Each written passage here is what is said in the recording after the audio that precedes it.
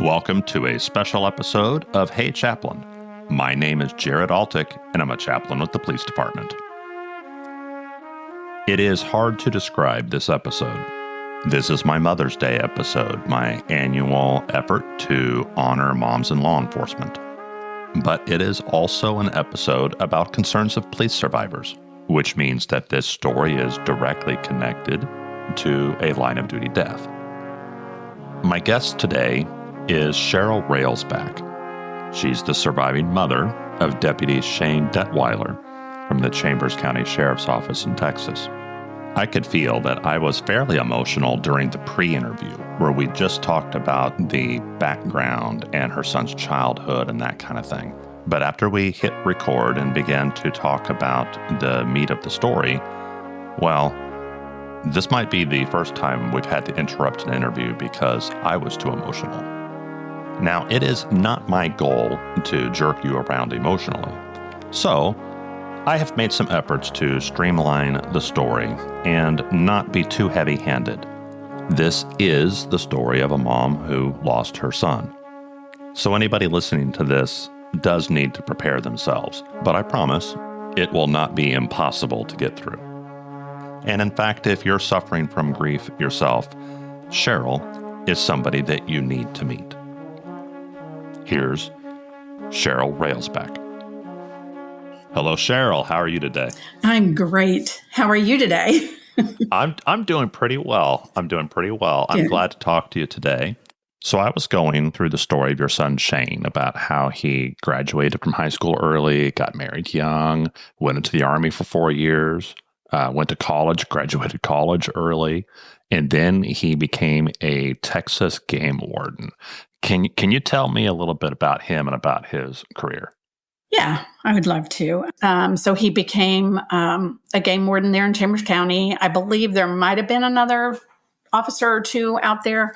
As you know, there's not that many game wardens there as there are like other, state Sure. agencies. A lot of times they're working by themselves. Correct. Yeah. So, but he loved it. I mean, he just truly loved certain seasons, obviously hunting, and fishing.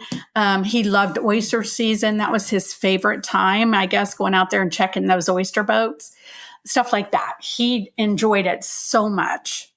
When he had been a game warden about 4 years, he decided that he wanted to join the Army Reserves so that when he retired, he would retire from the Army as well as whatever police agency he was with at the time.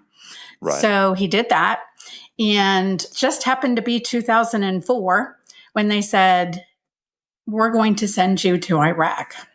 You were telling me earlier that he was a sergeant when he went back into the reserves. He had been driving armored vehicles like tanks.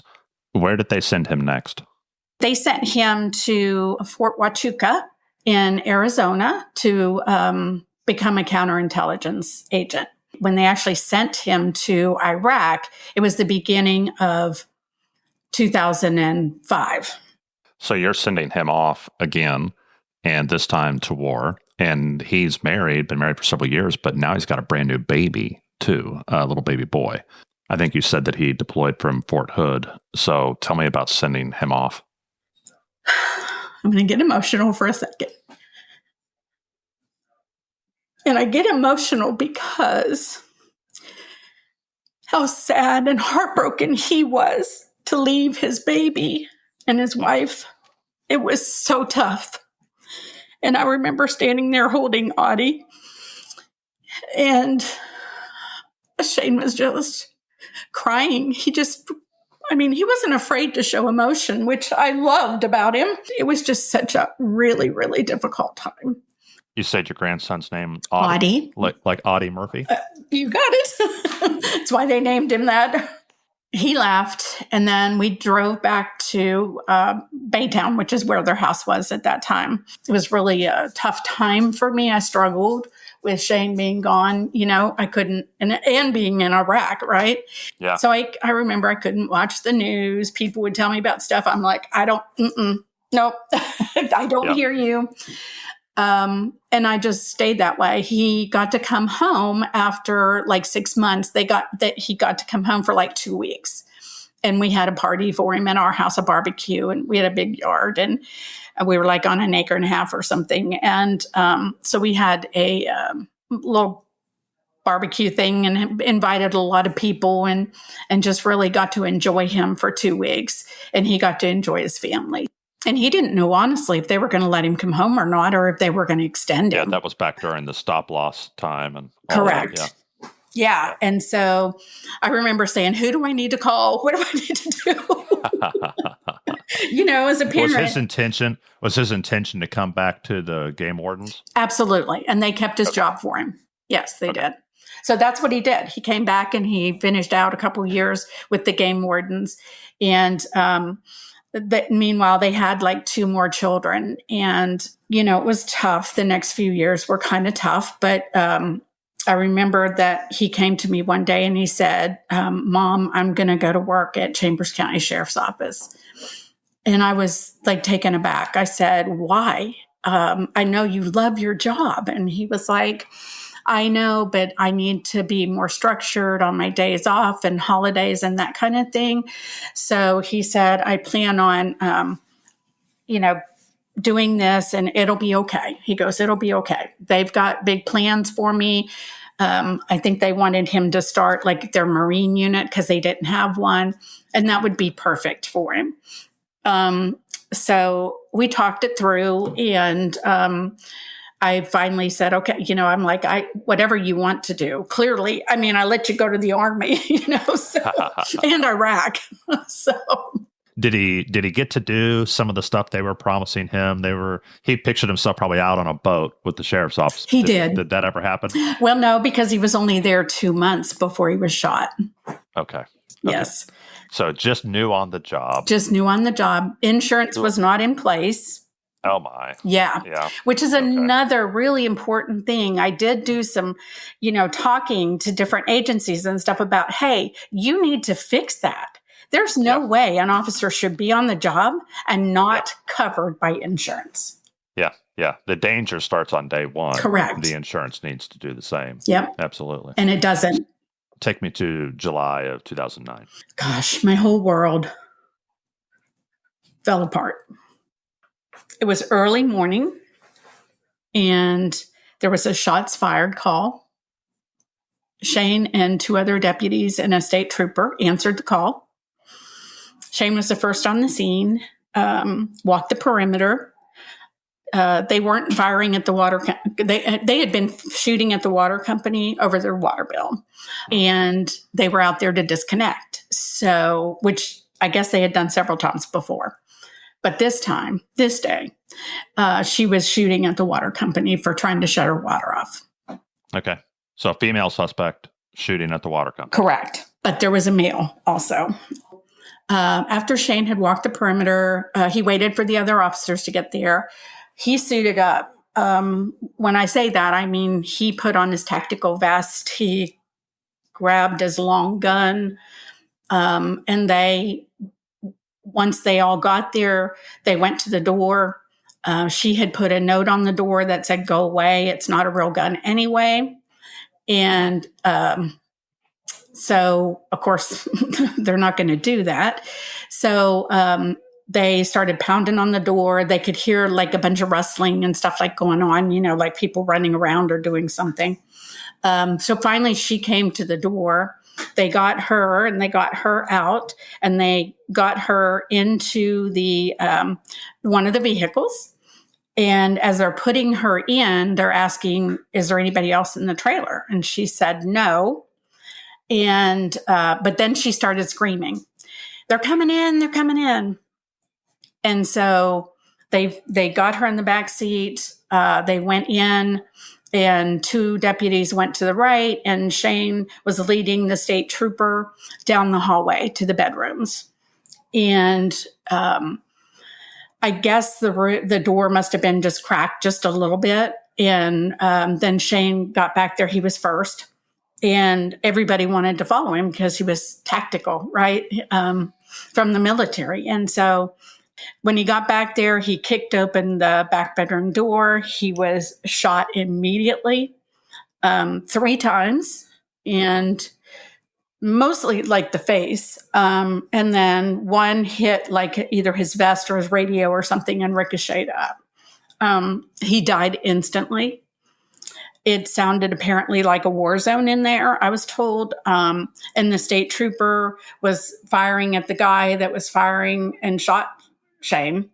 It just sounded like a big war zone in there. But the state trooper did grab Shane up and drag him out of the trailer, which I was very grateful for. I was like, he doesn't have to lay in there with that guy. I was so grateful.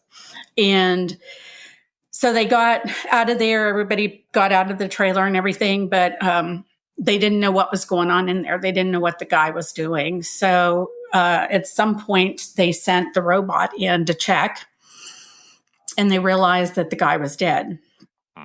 And so from the trooper or from his own hand? Well, they said himself. They said that it was a self-inflicted. Okay. I was told different things from different people, but it's chaotic. Yeah, very chaotic scene. Yeah. And fortunately, because the sheriff was in over his head, small agency at the time, and Baytown PD was there, and they brought in their crew of people, and they took over the scene. Fortunately, because Chambers County really did not know what to do. Baytown took over Shane. When they got him out, they put him in some kind of a SWAT vehicle, I guess, and took him across this happened in Baytown across from the racetrack. And so they took him across the street to where the racetrack was in the parking lot to an ambulance. And that's where he laid for the whole time, I guess, during this whole thing, once they got him out. I imagine probably the next milestone in this story is notifying the family. So can you tell me about that?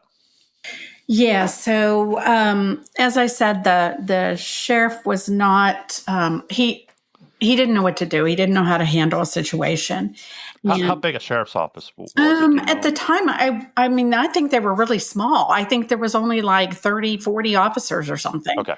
And the sheriff just didn't know what to do or how to handle things. And so I always teach, let's please learn as much as we can about this, what agency and what to do in case of something like this happens. Yeah, prepare in advance. Correct. Absolutely. So my husband got a phone call.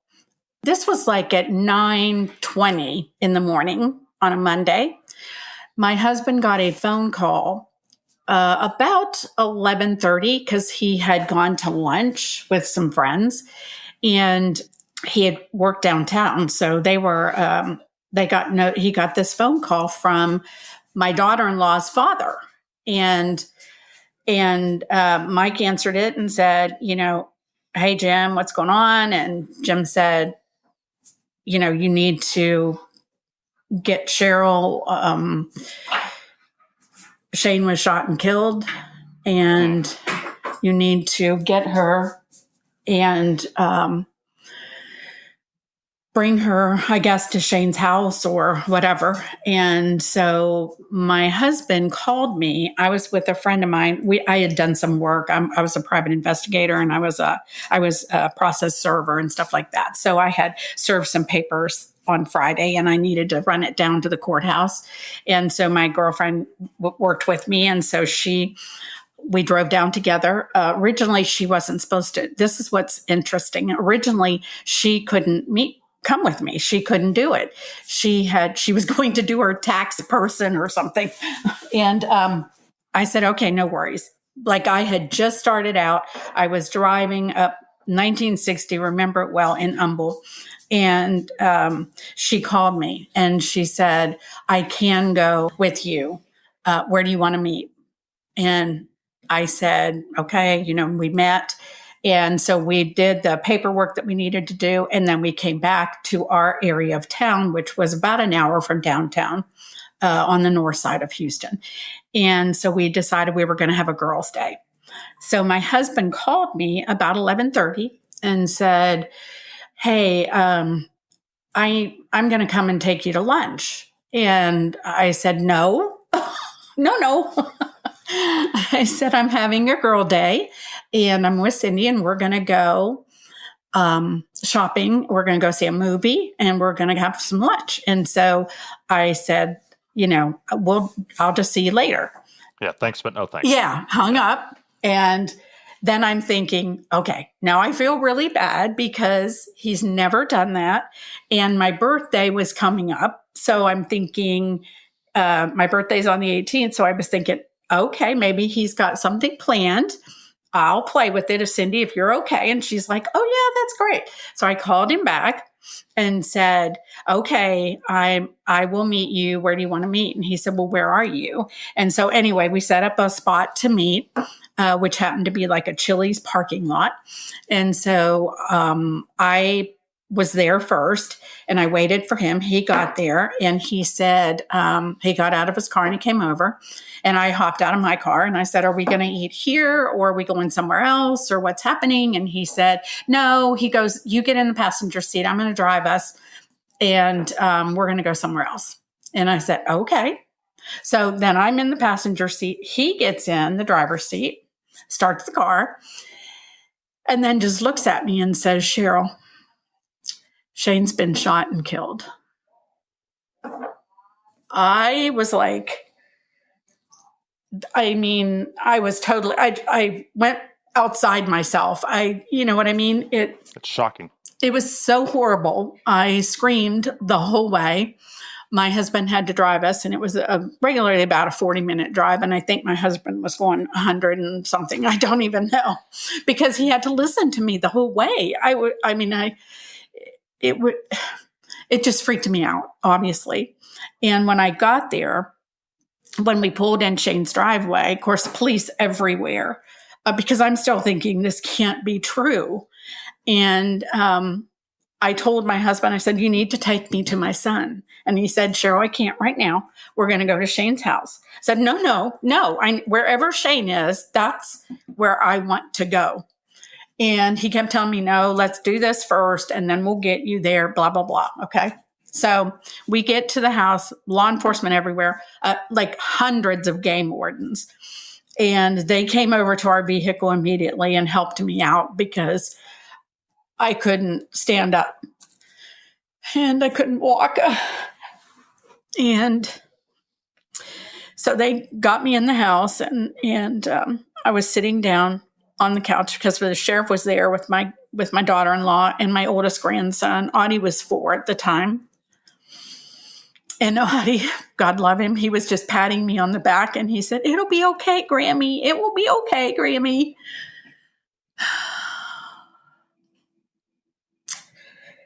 I didn't know how to tell him it wasn't going to be okay.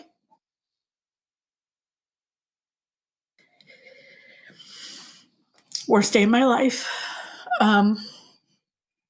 My daughter ended up, when my husband was driving, he had 2 great thoughts.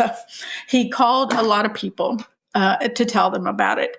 And he called my son-in-law to go get my daughter. And she at the time was working for CPS.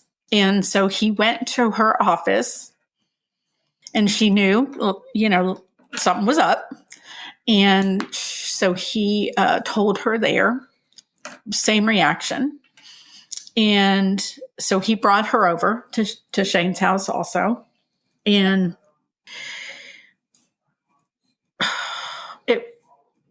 I just can't even explain that day. I'm glad your husbands both told you in person instead of over the phone. Mm-hmm. I know a lot of people had to be told over the phone, but I'm glad you were told in person. Yeah. Something that I taught and I feel it is important for agencies to understand is that an in-person notification is the only way to go. Never, a phone call is never appropriate.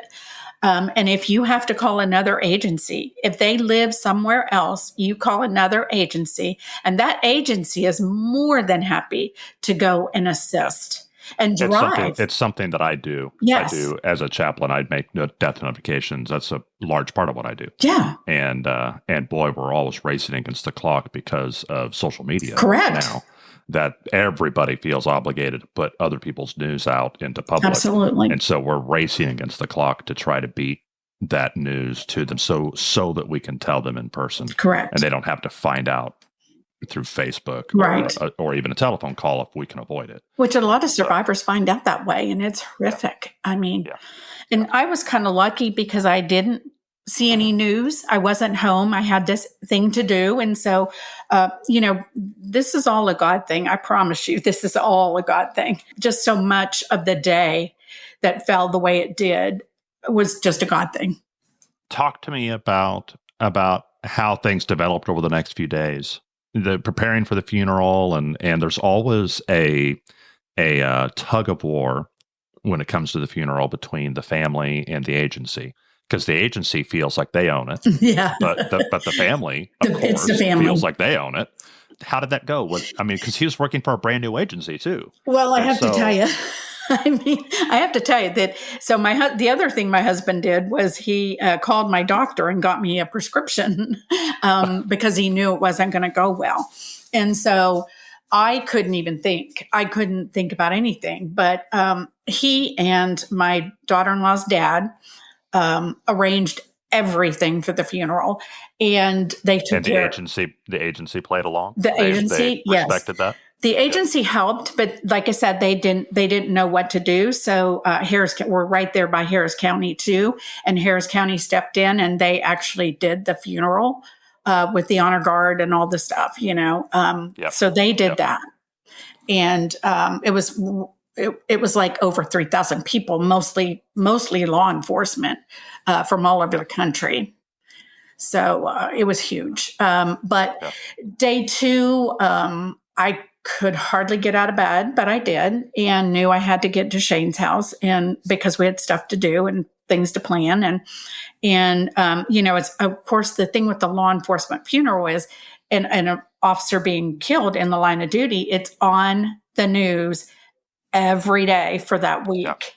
And so my husband would come in, he would turn on the news, because I wake up and I'm thinking I had a terrible nightmare. Right. And realize that it's true because there's my son on the TV and in the newspapers. Back then we actually still had newspapers. Yeah. So, but it was just the beginning of Facebook and stuff. But so it was a really rough week. We got through. He was buried that Friday, and Saturday was my birthday. Wow. Yeah. And, but it was a huge funeral. They actually shut down I-10, which is a huge freeway in Houston area. And they shut that down for our drive over to the cemetery. And, there was people lining the streets. And I'm going to tell you, it was like over 100 degrees that day. It was so hot. And that's really the only thing I remember. But there were people lining the streets and saluting, and there was a little daycare. They were all outside. They had painted signs, made little signs. And it was just so heartwarming, honestly, to see that so many people cared what happened to Shane. Yeah. So it was just huge. It was huge. I'd like to fast forward some years. You're involved now with concerns of police survivors. Yes. And you have, not just participated, but you've helped lead and facilitate and teach and that kind of thing. Talk to me about moving from grief to helping others with grief. It was kind of the only way I knew to get through my grief. And obviously, it took me a few years. I did get, after the year, I think I didn't really know much about, but I knew I wanted to help the COPS organization. And so I was asked to become president of the Greater Houston chapter, and I did do that. And I stayed in that for, I think it was like 3 years. And I said, you know what, I need this time. I didn't take my time to get through my grief. That was a little early for me to start. And so I stepped back just a little bit, but then I came back into it a couple years after that and went back to that president position on the board and did it for 4 years. And meanwhile, I decided that I wanted to go bigger and help more. And so I ran for the trustee in my area for the national board. And I did that for 3 years. So I did serve in that position also. I felt like I had to help people, especially other parents, but I could treat everybody the same, because even though everybody grieves differently, I could still teach them that they could see me and that I'm doing okay. So if I can come through this, you can come through this. That's kind of what I used to help them understand that they were going to be okay. Even though, like I said, it is like your worst nightmare and you think that you can't get out of it, but you can. And so we go to parents retreat every year. We've just only missed one during COVID. And, but we do that now. At the time, we needed it for ourselves, and there were other people there to help us. And so now we continue to go because we help those newer families, those newer moms and dads that are just shattered and they can't figure out how they're going to move forward. And that's what we're there for. Lean on us and we're going to help you. Yeah. Put your life back together. Yeah. May I ask about Audie? Yes. So Audie, sister and brother, Aiden and Abigail, they, like my daughter-in-law, didn't let us see them for several years. So, but now, and I saw him at different functions. I'll just leave it at that. Right. We saw him at different, like when Shane got 99 named after him, we saw him there. We saw him in Police Week, so on and so forth. But now Audie is 20 years old. And about 2 years ago, he reached out to my daughter's oldest son because they were always very close. He reached out to him and he said, I had to get a new phone. I lost Grammy's number. Can you please give it to me? And he did. And so Audie called that Christmas. And since then, we have seen each other. We have been through a lot of things together now. We talk all the time. And Aiden's the same. And now Abigail's still, she's only 16. And so, it's a little tougher for her. But sure. But we actually get to see them now. And Audie is doing really well. He's married, has a baby. So, yeah, I'm a great grandma.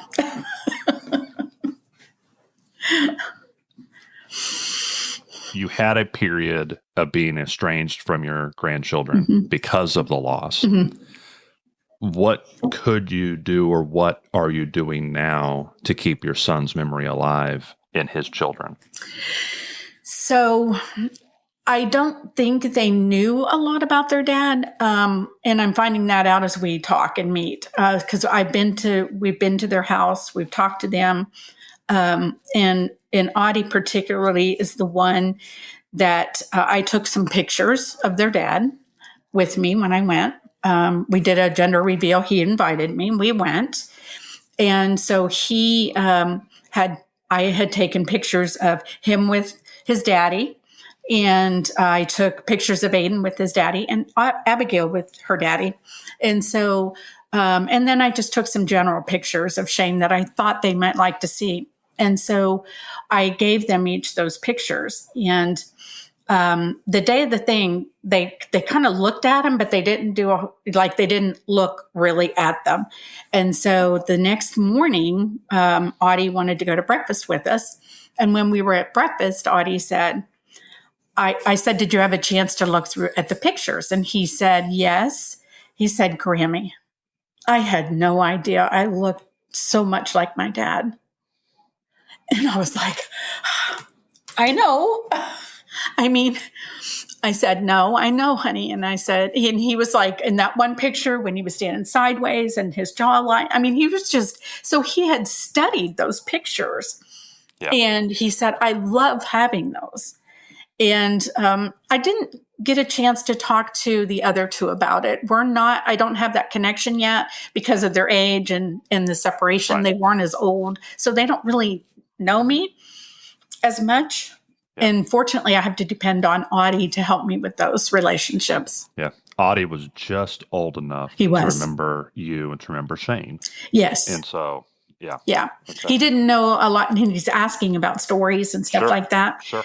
And yeah, he even asked, he wanted to meet Kevin. Kevin's the state trooper. Yep. And he asked about that one night. And so we gave him Kevin's number and he got in touch with Kevin. They talked. And I don't know what about. I don't know any details, but I think that's an important step for Audie. I think he needed that as well. Yeah. Do you think that you'll see your family, your grandkids and extended family, do you think that you'll see them engage with a program like Concerns of Police Survivors in the future? Do you think that they'll ever do any of that? I don't know. I shouldn't say no, because she did go to National Police Week. She went again a few years after. And I think she took Audie to kids camp one time when he was 6. Okay. And that was it. Because some families engage immediately. And others, it's like, well, when was the end of watch for your loved one? And they'll be like 25 years ago. Mm-hmm. And so I don't know. And you have a lot more experience with this than I do. So I don't know if you see that kind of variety, but I have. Yes, there a lot of that actually. And I'm hoping to get at least for them to understand what Concerns of Police Survivors can help them with. And now, of course, it would be adult children that they would go to, so that they missed out like on kids camp. But now they could go and be a part of it and see what they've missed and the relationships that they've missed. Because those relationships that you find there at those retreats are lifelong. And no one understands like the people at that retreat understand. Correct. Yeah, that's what helped me along, was seeing that other people were moms, particularly. I see them and I'm like, okay, she's still standing and she's smiling and she's doing okay. I will too. I will be there. Yeah. She can still live and be productive and love and all of that, even though they've suffered a terrible loss. I mean, your whole world comes crashing down. The world stops for you and keeps going for everybody else, because you wonder, why are people, why are they laughing? Why are they having fun? Yeah. I like to remind people that the funeral very much is permission for the rest of the community to go back to their lives. Mm-hmm. Mm-hmm. But that permission is not given to the family. Correct. The family continues to suffer and everyone else goes back to normal. Correct. And that's very isolating. Yeah, I mean, it really is. And like you said, if you haven't been through something like that, you have no idea. And good example of this is I said Shane was buried the day before my birthday. And so Saturday, I still had out of town family was here and just different people were here. And they had my husband said, let's, have a party. Let's have a gathering. Not really a birthday, but it was a birthday party. But I was like, that Saturday morning, and this is for those survivors to know as well, give yourself permission to do what you need to do that day, because I absolutely could not drag myself out of bed. I couldn't. Yeah. I was exhausted from the entire week, from all the emotion. Give yourself permission to do that, because my mom came in and tried to get me up and I couldn't move. And my sister finally came in and she was like, you need to get up. Shane would want you not to do this. I understand all of that. I can't move. I was able to finally get up and get functioning barely, but the people don't understand if they've never been through it. And so, it's okay to take the time you need. It really is. Cheryl, thank you for coming on the show today. I very much appreciate your willingness and ability to share. This is a story a lot of people probably can't tell for themselves yet. And so thank you. Very welcome.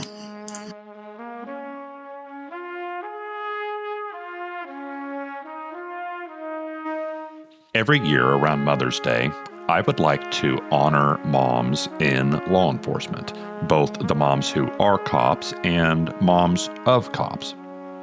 If you have a good story, and especially if you know a mom who has a story that needs to be heard, please contact me and we'll work on that for next year. I hope that you will do everything that you can to support the work of Concerns of Police Survivors. It's a national organization. They do work all over the country. They have chapters in almost every state, sometimes multiple chapters. Please support Concerns of Police Survivors. The views expressed here are the personal views of the host and our guest and do not necessarily represent the views of any law enforcement agency or its components. If you like this episode, please share it with a cop or someone who loves a cop. Thank you for listening to Hey Chaplain, and as always, pray for peace in our city.